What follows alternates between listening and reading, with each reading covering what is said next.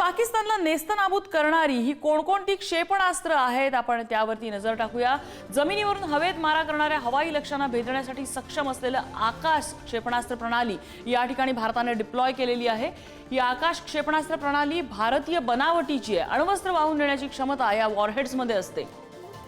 भारताच्या DRDOने ही विकसित केलेली आहे। अनेक हवाई लक्ष्यांना भेदण्यासाठी आकाश क्षेपणास्त्र प्रणाली ही सक्षम आहे।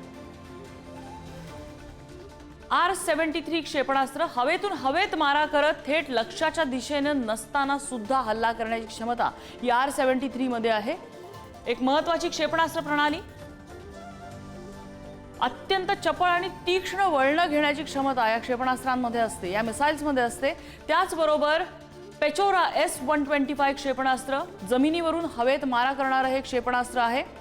कमी उंचीवरच्या हवाई लक्ष्यांना भेदण्यासाठी हे सक्षम आहे। जे ड्रोनचे हल्ले होत आहेत, क्षेपणास्त्र हल्ले होत आहेत, त्याला इंटरसेप्ट करण्यासाठी R-27 मध्यम ते लांब पल्ल्याचं असं हे क्षेपणास्त्र आहे। R-27 हवेतून हवेमध्ये याद्वारे मारा करता येतो।